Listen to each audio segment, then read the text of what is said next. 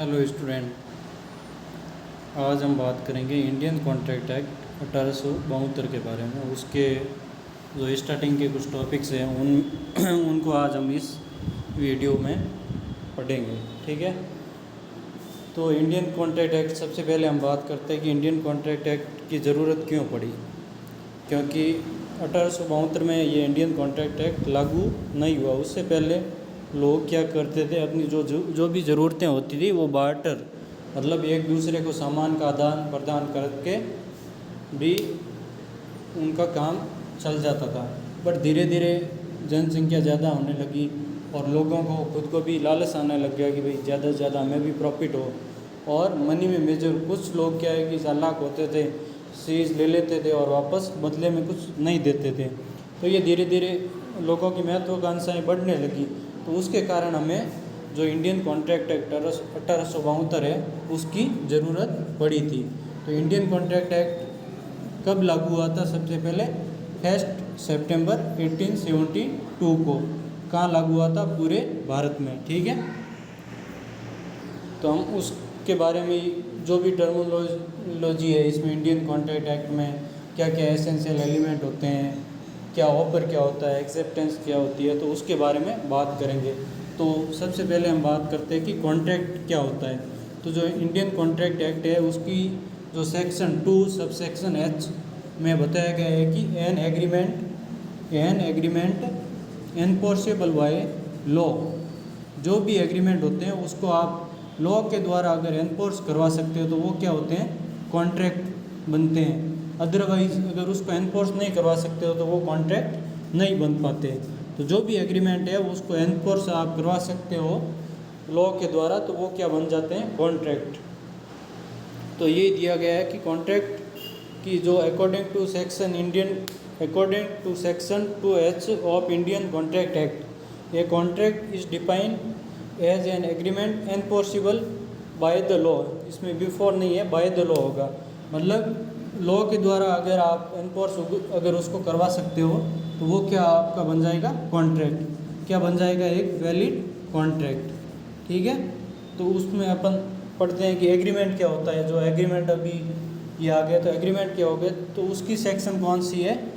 Indian contract act की section है 2 subsection E, जिसमें बताया गया है एवरी प्रॉमिस और set of promise, every promise और set of promises forming consideration for each other.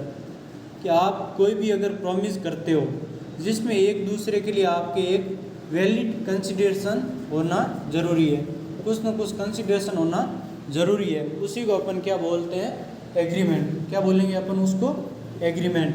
जिसमें आपका जो भी प्रॉमिस है जिसमें एक दूसरे के लिए आपके कुछ न कुछ वैलिड कंसिडरेशन है, तो वो आपके क्या हो जाएगा? एग्रीमेंट। विदाउट कंसिडरेशन एग्रीमेंट नहीं होता है। विदाउट कंसिडरेशन क्या नहीं है? कोई भी एग्रीमेंट नहीं होता है। ठीक है, उसके बाद में हम बात करते हैं तो प्रॉमिस क्या होता है। अब जैसे एग्रीमेंट, हमने सबसे पहले कॉन्ट्रैक्ट के बारे में बात की थी।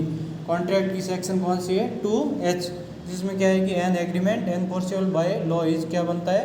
कॉन्ट्रैक्ट। तो अब इसमें वर्ड आ गया कि एग्रीमेंट क्या होता है। तो एग्रीमेंट के बारे में हमने बात की थी कि जो भी प्रॉमिस है जिसमें एक दूसरे के लिए वैलिड कंसिडरेशन हो, तो वो क्या बन जाएगा? आपका एग्रीमेंट। तो अब आपके नेक्स्ट वर्ड आ गया कि प्रॉमिस क्या होता है। तो प्रॉमिस की कौन सी सेक्शन है? Section 2 subsection B of Indian contract act. When a person made a proposal to another to whom proposal is made, if proposal is assent there to, वो क्या माना जाएगा? प्रॉमिस। कि मतलब एक व्यक्ति ने दूसरे व्यक्ति को कोई भी ऑफर दिया है। क्या दिया है? ऑफर दिया है। और दूसरा उस जिस व्यक्ति को ऑफर दिया गया वो अगर उसमें अपनी सहमति दे देता है, अपनी क्या दे देता है? सहमति दे देता है, तो वो क्या बन जाता है? आपका प्रॉमिस बन जाता है। प्रॉमिस मतलब वादा। ठीक है, तो अपन बात करते हैं कि ऑफर क्या होता है। सबसे जो फर्स्ट अपनी टर्मिनोलॉजी है वो क्या है? ऑफर। ऑफर अपने इंडियन कॉन्ट्रैक्ट एक्ट की सेक्शन 2 सबसेक्शन ए में बताया गया है कि एक व्यक्ति होता है अपनी विलिंगनेस प्रकट करता है किसी दूसरे व्यक्ति के सामने कोई काम करने या नहीं करने के लिए, कोई काम करने या नहीं करने के लिए अगर अपनी विलिंगनेस प्रकट करता है तो वो क्या होती है, उसका क्या हो जाएगा, ऑफर, क्या हो जाएगा, ऑफर। ठीक है, तो ऑफर, जब ऑफर प्लस एक्सेप्टेंस जो होती है वो मिलके क्या बनती है आपका एग्रीमेंट। ऑफर जब एक्सेप्टेंस मिलके क्या बन जाता है आपका एग्रीमेंट। ठीक है, तो एग्रीमेंट भी काफ़ी टाइप्स के होते हैं, सोशल एग्रीमेंट हो गया, घरेलू फैमिली एग्रीमेंट है, पॉलिटिकल एग्रीमेंट है। तो इस टाइप के जो एग्रीमेंट होते हैं वो आपके कॉन्ट्रैक्ट नहीं बनते। क्यों नहीं बनते, उसका एक रीज़न है कि वो एनफोर्स आपको उनको क्या नहीं करवा सकते हो, लॉ के द्वारा एनफोर्स नहीं करवा सकते हो। इसके बाद में हम जो नेक्स्ट पॉइंट वो क्या है, कंसेंसस एड इडम। ये आपका ये मीनिंग है, कंसेंसस एड इडम का ये मीनिंग होता है कि आप, इसकी सेक्शन है 13, इसमें यह है कि मीटिंग ऑफ माइंड्स और आइडेंटिटी ऑफ माइंड्स और receiving the same thing in the same sense at the same time. मतलब दोनों व्यक्ति जो भी कॉन्ट्रैक्ट कर रहे हैं, एग्रीमेंट कर रहे हैं, दोनों की सहमति सेम थिंग पे होनी चाहिए और सेम सेंस में होनी चाहिए। ऐसे नहीं कि एक व्यक्ति, मान लो एक ए अपनी कार है, वो बी को सेल करना चाहता है। ठीक है, अब ए के पास में दो कारें, एक BMW है और दूसरी कौन सी है, फॉर्चूनर है। कौन सी है, फॉर्चूनर कार है। तो अब बी के दिमाग में तो आ रहा है कि मुझे फॉर्चूनर कार खरीदनी है, बट ए के दिमाग में क्या है कि मुझे कौन सी कार बेचनी है, BMW बेचनी है। तो अब दोनों के दिमाग में अलग अलग बातें चल रही है। तो ये इस टाइप का जो भी एग्रीमेंट है, एग्रीमेंट एक्सेप्ट नहीं हो सकता और कॉन्ट्रैक्ट एग्रीमेंट नहीं बन सकता। क्यों कि दोनों की जो कंसेंसस या डिडम है वो सेम थिंग पे नहीं मिल रही है। मतलब दोनों के अलग अलग आइडिया चल रहे हैं दिमाग में।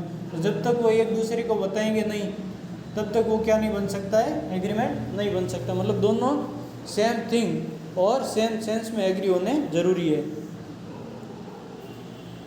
नेक्स्ट आपका ये है कि एग्रीमेंट जो होता है जिसमें लीगल ऑब्लिगेशन हो। एग्रीमेंट आपके कई टाइप्स के होते हैं। एग्रीमेंट हमने बात की थी, जैसे आप मान लो दो दोस्त घर पे जा रहे हो, तो आपने बोला कि हम दोनों साथ में घर जाएंगे। ठीक है, आधा पेट्रोल तू भरवा देना स्कूटी में और आधा मैं भरवा दूंगा। तो ये आपका क्या हो गया, एक दोस्ताना या सोशल एग्रीमेंट हो गया, जिसमें आपका उद्देश्य ये कभी नहीं था कि उसको आप एनफोर्स करवाएंगे। अब मान लो दोस्त आपको मना कर देता है घर जाके कि नहीं मैं तो अब स्कूटी में तेल नहीं भरवाऊंगा, तो आप उस पर केस कर सकते हो, कभी नहीं कर सकते। क्यों केस इसलिए नहीं कर सकते कि आपका उसमें इंटेंशन ये नहीं था कि उसका एनफोर्स, आप लीगल ऑब्लिगेशन का कोई भी उसमें इंटेंशन नहीं था। इंटेंशन ऑफ लीगल ऑब्लिगेशन आपका इंटेंशन नहीं था, इसलिए आप उसको एनफोर्स नहीं करवा सकते। तो all contracts are agreement but all agreement are not contract. आपके जो भी एग्रीमेंट होते हैं वो सारे एग्रीमेंट होते हैं वो कॉन्ट्रैक्ट नहीं बनते हैं, बट जो सारे एग्रीमेंट होते हैं उसमें क्या होता है, कॉन्ट्रैक्ट जरूरी है। तो मतलब एग्रीमेंट क्या है, इसका एरिया क्या है, वाइड है, जबकि कॉन्ट्रैक्ट क्या है, उसका एक अपन छोटा सा पार्ट मान सकते हैं। ठीक है, नेक्स्ट आपका है कि essential element of A valid contract, कि आप जो भी वैलिड कॉन्ट्रैक्ट करते हो तो उसके क्या क्या एसेंशियल एलिमेंट होंगे। तो एसेंशियल एलिमेंट ये कौन सी सेक्शन में दिया हुआ है, वो है आपके सेक्शन 10। सेक्शन 10 में आपके कोई भी वैलिड कॉन्ट्रैक्ट है उसकी डेफिनेशन भी दी हुई है। तो वैलिड कॉन्ट्रैक्ट की डेफिनेशन और उसके एसेंशियल एलिमेंट कौन सी सेक्शन में, सेक्शन 10 में। उसमें कौन कौन से एसेंशियल एलिमेंट होते हैं, 1 बाय 1 पढ़ते हैं। सबसे पहला उसका एसेंशियल एलिमेंट होता है वो होता है ऑफर। एक फर्स्ट पार्टी जो होती है, दो पार्टीज होना इसमें क्या है, ज़रूरी है। पहली पार्टी कौन होती है, ऑफरर होती है जो ऑफर देती है, और सेकंड पार्टी जो उसको एक्सेप्ट करते हैं, एक्सेप्ट करती है, उसको अपन क्या बोलते हैं, ऑफरी। क्या बोलेंगे, ऑफरी, जो उस ऑफर को एक्सेप्ट करती है।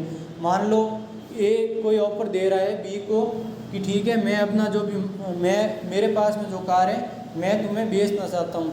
अब जो बी है वो उसको एक्सेप्ट करता है कि ठीक है मैं इसको 10 लाख रुपए में ख़रीदना चाहता हूँ। तो वो एक तरीके से क्या हो जाएगा, ऑफर की एक्सेप्टेंस मिल जाएगी और वो क्या बन जाएगा, एग्रीमेंट बन जाएगा।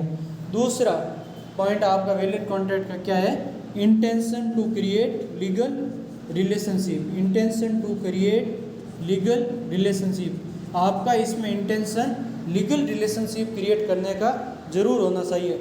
आप ऐसे नहीं है कि आप घर जा रहे हो, आपको मान लो किसी ने बर्थडे पार्टी पे इनवाइट किया है, आपके फ्रेंड ने आपको बर्थडे पार्टी पे इनवाइट किया है, जिसमें उसने एक कैटरिंग वाले को ऑर्डर दिया है कि जो भी प्लेटें आएगी वो 1000 रुपये पर प्लेट के हिसाब से खाना मंगाया उसने, ठीक है।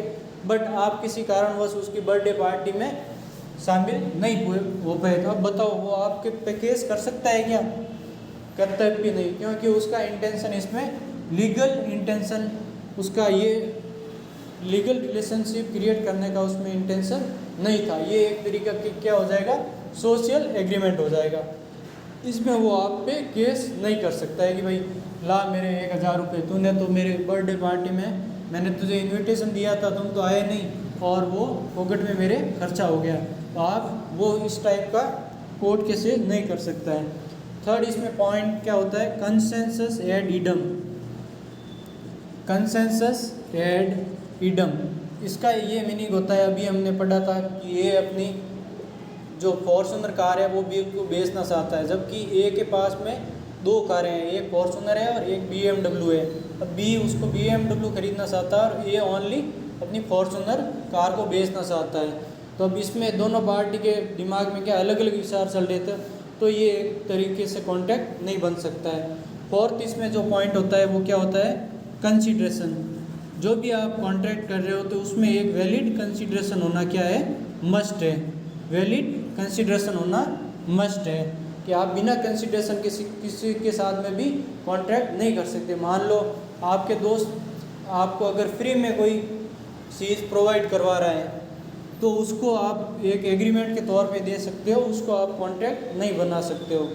नेक्स्ट आपका पॉइंट क्या होता है, वो होता है capacity to contract. Capacity to contract में ये है कि कौन कौन सी पार्टीज होती है जो कॉन्ट्रैक्ट कर सकती है। तो कॉन्ट्रैक्ट कौन कर सकता है, या तो वो मेजर होना चाहिए, मतलब 18 साल की उसने एज कंप्लीट कर ली हो, वही कॉन्ट्रैक्ट में एंटर हो सकता है। दूसरा होता है अगर वो साउंड माइंड व्यक्ति हो, क्या वो साउंड माउंड हो, मतलब लूनाटिक वगैरह हो गया, मूर्ख है, इडियट है, इस टाइप का नहीं होना चाहिए। और तीसरा है कि डिसक्वालीफाइड बाय लॉ नहीं हो, डिसक्वालीफाइड बाय लॉ नहीं हो। उससे आप अगर डिसक्वालीफाइड बाय लॉ है, जैसे कोई प्रेसिडेंट हो गया या किसी बड़े पद या ओहदे पे है, तो उससे भी आप कॉन्ट्रैक्ट नहीं कर सकते। तो क्या होना ज़रूरी है, कैपेसिटी टू कॉन्ट्रैक्ट होना ज़रूरी है, वो कॉन्ट्रैक्ट करने की कैपेसिटी में हो, ठीक है। अपन इसको कॉम्पिटेंट टू पार्टीज भी बोल सकते हैं। अपना फिफ्थ पॉइंट के बाद में हमारा जो सिक्स्थ पॉइंट है वो क्या है, फ्री कंसेंट। फ्री कंसेंट का ये मीनिंग होता है कि आप किसी के साथ में भी अगर कॉन्ट्रैक्ट कर रहे हो तो आप ऐसा नहीं है कि उसको किसी को डरा धमका कर कॉन्ट्रैक्ट कर दिया, या फिर आप उसको फ्रॉड कर रहे हो उसके साथ में, तो इस टाइप का आप कॉन्ट्रैक्ट क्या हो जाएगा, एक तरीके से वॉइडेबल हो जाएगा। क्या हो जाएगा, वॉइडेबल हो जाएगा। वो कब होगा वॉइडेबल, जब एक पार्टी बोलेगी कि नहीं ये मुझे डरा धमका कर कॉन्ट्रैक्ट किया है। तो फ्री कंसेंट किस किस में नहीं मानी जाती है, जैसे कोएर्जन हो गया, अनड्यू इन्फ्लुएंस है, फ्रॉड है, मिस रिप्रेजेंटेशन है और मिस्टेक है। तो ये 5 टाइप्स के होते हैं जिसमें अपन उसकी फ्री कंसेंट नहीं मान सकते, ठीक है। अगर उनसे अफेक्ट हो कोई भी व्यक्ति पर्सन तो उसको अपन फ्री कंसेंट नहीं मानेंगे और वो एक तरीके से वैलिड कॉन्ट्रैक्ट नहीं बन सकता। 7th हमारा पॉइंट होता है वो लीगलिटी ऑफ ऑब्जेक्ट। आप कोई भी कॉन्ट्रैक्ट कर रहे हो तो उसमें जो आपका ऑब्जेक्ट है, विषय है, वो क्या होना चाहिए। आप मान लो कोई कंपनी क्रिएट कर रहे हो तो उसमें आपका ऑब्जेक्ट क्या होना चाहिए, लीगल होना चाहिए। जैसे आप मान लो शराब का ठेका ही खोल रहे हो तो उसमें भी आप बिना लाइसेंस के अगर खोलने का कोई एग्रीमेंट कर रहे हो तो वो क्या हो जाएगा, एक तरीके से इलीगल। क्या हो जाएगा, इलीगल। और उस पर आपका कोर्ट केस भी हो सकता है और सज़ा भी हो सकती है आपके IPC के तहत। तो आपका जो भी ऑब्जेक्ट है वो क्या होना चाहिए, लीगल होना चाहिए। 8th पॉइंट आपका है possibility of performance. Possibility of performance, possibility of performance का ये मीनिंग होता है कि आप इस टाइप का ही कॉन्ट्रैक्ट करोगे जिसको आप पॉसिबल करवा सकते हो। आप ये बोल रहे हो कि मैं इस ज़मीन, ये जो आपके पास में खेत है, इसमें से करोड़ों के सोना निकाल दूंगा अगर मुझे आप 10 लाख रुपीज़ प्रोवाइड करवा दोगे। कितने? 10 लाख रुपए दोगे तो मैं आपको करोड़ों का गोल्ड प्रोवाइड, मतलब इस ज़मीन में से निकाल के बताऊंगा। अब इस टाइप का आप पता है कि ये जादू टोने वगैरह के कॉन्ट्रैक्ट है, तो वो पॉसिबल ही नहीं है। तो वो इस टाइप के आप अगर कोई कॉन्ट्रैक्ट कर रहे हो तो वो क्या होता है? इनवैलिड होता है, वैलिड कॉन्ट्रैक्ट नहीं होता है। उसके अलावा जो अपना लास्ट पॉइंट है वो है राइटिंग एंड रजिस्ट्रेशन। आप जो भी वैलिड कॉन्ट्रैक्ट करते हो तो उसका राइटिंग और रजिस्ट्रेशन ज़रूर करवाए, अन्यथा वो कॉन्ट्रैक्ट क्या हो जाएगा? इनवैलिड हो जाएगा। जैसे आप अमेजन से भी अगर आप पेमेंट पहले करते हो और कोई सामान मंगवाते हो तो उसका क्या है? एक इनवॉइस बन के तैयार होता है, मतलब इनवॉइस आ जाता है आपके पास में। तो ये एक तरीके से क्या हो जाएगा? वैलिड कॉन्ट्रैक्ट, क्योंकि आपके पास में इनवॉइस है एक प्रूफ के लिए कि आप उसको साबित कर सकोगे। अगर आपको गुड्स नहीं मिलता है बाद में तो भी आप कोर्ट में एक आपके पास में प्रूफ रहेगा कि ये हमारे पास में वैलिड कॉन्ट्रैक्ट का रजिस्ट्रेशन है या फिर राइटिंग में है। नेक्स्ट हम बात करते हैं कि कॉन्ट्रैक्ट के कौन कौन से टाइप्स होते हैं। तो कॉन्ट्रैक्ट के कौन कौन से टाइप्स होते हैं वैलिड कॉन्ट्रैक्ट के? पहला होता है टाइप्स, वो एब्सोल्यूट कॉन्ट्रैक्ट होता है। कौन सा होता है? एब्सोल्यूट। एब्सोल्यूट को अपन एक्सप्लिसिट भी बोल सकते हैं, जो स्पष्ट होता है। पहला कौन सा है? एब्सोल्यूट कॉन्ट्रैक्ट, जो स्पष्ट हो आपके। एब्सोल्यूट मतलब स्पष्ट कॉन्ट्रैक्ट। दूसरा आपके जो कॉन्ट्रैक्ट होता है कंटीजेंट कॉन्ट्रैक्ट। क्या होता है? Contingent contract. कंटीजेंट कॉन्ट्रैक्ट ये होता है कि ये इसके साथ में कोई ना कोई इवेंट जुड़ी होती है जिसके हैपनिंग और नॉट हैपनिंग पे आपका जो कॉन्ट्रैक्ट है वो टिका हुआ होता है। क्या होता है? हैपनिंग और non happening of A event पे आपका कॉन्ट्रैक्ट टिका हुआ होता है। अगर वो इवेंट हैपन होती है, अगर मान लो कोई आप व्यापारी के साथ में कॉन्ट्रैक्ट करने जाते हो और व्यापारी बोलता है अभी तो मेरे पास माल आया हुआ नहीं है, मेरा जो शिप है वो चाइना से अभी आ रहा है मुंबई एयरपोर्ट पे, ठीक है। तो मुंबई एयरपोर्ट पे मेरा अगर माल आ जाता है तो मैं आपको इस रेट में अपना माल प्रोवाइड करवा दूंगा। मान लो कारें हैं, कार या चाइना के सीसीटीवी कैमरे आ रहे हैं, तो वो बोल रहा है कि मैं आपको बहुत ही कम या 10,000 रुपये में आपको पूरा 4 कैमरे का सेट प्रोवाइड करवा दूंगा अगर मेरा माल उस जगह आ जाता है। या फिर आप किसी भी इंश्योरेंस कंपनी के साथ में कॉन्ट्रैक्ट करते हो कि ठीक है मैं अपना जो भी प्रीमियम है वो पे करूँगा, तो इंश्योरेंस कंपनी बोलती है कि अगर आपका जो भी माल है इतने का हम इंश्योरेंस कर रहे हैं और अगर आपके गोदाम में आग लग जाती है या शॉप में आग लग जाती है तो इतनी आपकी रिस्क कवर हो जाएगी, ठीक है। तो वो भी एक तरीके का क्या हो गया? Contingent contract. थर्ड आपका जो होता है वो क्या होता है? Express contract. क्या होता है? एक्सप्रेस कॉन्ट्रैक्ट, जिसको आप कोई भी कॉन्ट्रैक्ट कर रहे हो तो उसको आप राइटिंग में बता रहे हो उसको कि भाई मेरे को ये चीज़ चाहिए, कोई चीज़ खरीदनी है तो उसका आप लिख के दे रहे हो, एग्रीमेंट कर रहे हो, तो वो क्या हो जाएगा? Express contract. और फोर्थ जो होता है वो क्या होता है? Implied contract. क्या होता है? इम्प्लाइड।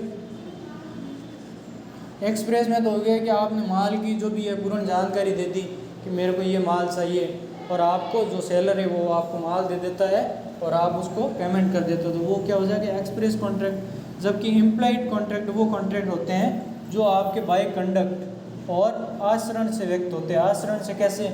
जैसे आप सार्वजनिक परिवहन है, पब्लिक ट्रांसपोर्ट है, बस वगैरह है, तो उसमें आप जाके बैठ जाते हो तो उसमें आपको टिकट का जो भी पैसा है वो पे करना पड़ेगा क्योंकि आप उसमें बैठ गए हो। तो वो एक तरीके से क्या बन गया? इम्प्लाइड कॉन्ट्रैक्ट बन गया। क्या बन गया? इम्प्लाइड कॉन्ट्रैक्ट बन जाता है। उसके अलावा हम बात करते हैं, इम्प्लाइड कॉन्ट्रैक्ट हो गया। इम्प्लाइड के अलावा एक टैसिट कॉन्ट्रैक्ट होता है। जैसे आप नीलामी वगैरह में भाग लेते हो किसी में, तो आपने मान लो हाईएस्ट बोली लगा दी और वहाँ हथौड़ा गिर जाता है, तो उसके बाद में वो बोली किसकी मानी जाएगी? वो आइटम आपका माना जाएगा और आपको उस बोली के अकॉर्डिंग पैसे पे करने पड़ेंगे, ठीक है। और अगर आप पैसे पे नहीं करते हो तो क्या होगा? आपकी जो भी मिनिमम अमाउंट है वो जब्त हो जाएगा, ठीक है। तो ये टैसिट कॉन्ट्रैक्ट भी इम्प्लाइड कॉन्ट्रैक्ट का क्या है? पार्ट है। उसके अलावा बात करते हैं हम क्वासी कॉन्ट्रैक्ट। क्वासी कॉन्ट्रैक्ट होता है, क्वासी कॉन्ट्रैक्ट वो कॉन्ट्रैक्ट होते हैं जो अर्ध अनुबंध भी बोल सकते हैं, ये बाय लीगली आप पे थोपे जाते हैं, बाय लीगली ऑब्लिगेशन आप पे होता है क्वासी कॉन्ट्रैक्ट में, कि मतलब ये आप किसी के साथ में कॉन्ट्रैक्ट नहीं कर रहे हो, बट बाय लॉ ये कॉन्ट्रैक्ट बन जाते हैं लीगली। तो क्वासी कॉन्ट्रैक्ट में जैसे अपन पार्ट्स में अगर पढ़ते हैं तो जैसे फाइंडर ऑफ गुड्स, आपको किसी का रास्ते में माल मिल गया, आप उसको कई दिनों तक जेब में दबाए हुए नहीं रख सकते, क्योंकि वो माल आपको जिसका पर्स है बटुआ है तो उसको आपको देना पड़ेगा। दूसरा है नॉन ग्रेटिट्यूस एक्ट।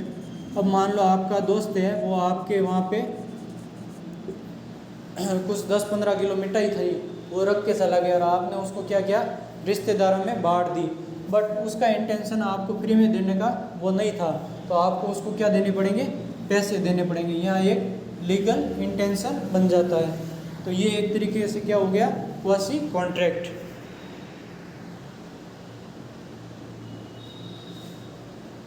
तो ये इनकी डेफिनेशन दी हुई है, जैसे वैलिड कॉन्ट्रैक्ट किसको बोलते हैं, if all the condition are fulfilled it is called as a valid contract. मतलब वही है कि जो एग्रीमेंट होते हैं एनफोर्सेबल बाय लॉ हो गए, और जो भी एसेंशियल एलिमेंट है वो सारे फुलफिल करता है, तो उसको अपन क्या बोलते हैं, एक वैलिड कॉन्ट्रैक्ट। दूसरा होता है कंटिजेंट कॉन्ट्रैक्ट का मीनिंग ये है कि in a contract to do और not to do something if an event is collateral, मतलब किसी इवेंट पे डिपेंड करता है। कंटिजेंट कॉन्ट्रैक्ट में क्या है कि किसी इवेंट पे डिपेंड करता है, अगर वो हैपनिंग और नॉट हैपनिंग पे डिपेंड करता है, कि अगर वो हैपन होती है तो आपको वो कॉन्ट्रैक्ट करना पड़ेगा, अन्यथा नहीं। तो ये किस पे डिपेंड करता है, किसी कोलेटरल इवेंट पे, ठीक है। थर्ड होता है आपका एक्सप्रेस कॉन्ट्रैक्ट में when contract are either in writing और ओरल, आप जो भी कॉन्ट्रैक्ट कर रहे हो उसमें या तो आपने राइटिंग में जो भी आपकी नीड थी वो आपने बता दी, या फिर बोल के पूरी इंफॉर्मेशन बता दी, तो वो क्या हो जाएगा, एक तरीके से एक्सप्रेस कॉन्ट्रैक्ट। और नेक्स्ट होता है इम्प्लाइड कॉन्ट्रैक्ट में आप बोल के भी नहीं बता रहे हो और नहीं रिटर्न में दे रहे हो, बट बाय कंडक्ट, आपके आचरण से अगर कोई कॉन्ट्रैक्ट बन जाता है बाय कंडक्ट, आपके आचरण से, तो वो क्या कहलाएगा, इम्प्लाइड कॉन्ट्रैक्ट। जैसे आप किसी टैक्सी का हाथ दे के रुकाते हो और फिर उसमें बैठ के आप लोकेशन बताते हो कि मेरे को वहाँ पे जाना है, तो वो क्या हो जाएगा, एक तरीके से इम्प्लाइड कॉन्ट्रैक्ट, ठीक है। नेक्स्ट है एब्सोल्यूट कॉन्ट्रैक्ट ये है कि ये contract which is not dependent on fulfilment of any condition, जिसमें कोई कंडीशन नहीं हो, वो क्या होता है, एब्सोल्यूट कॉन्ट्रैक्ट। क्या होगा, एब्सोल्यूट कॉन्ट्रैक्ट, जिसमें कोई भी कंडीशन नहीं हो। नेक्स्ट आपके अपन बात करते हैं कि इनवैलिड कॉन्ट्रैक्ट कौन कौन से होते हैं, जो आपके कॉन्ट्रैक्ट नहीं बनते हैं और वो क्या रह जाते हैं, इनवैलिड, क्या रहते हैं आपके, इनवैलिड। तो इनवैलिड कॉन्ट्रैक्ट कौन कौन से होते हैं, उनके बारे में हम चर्चा करते हैं।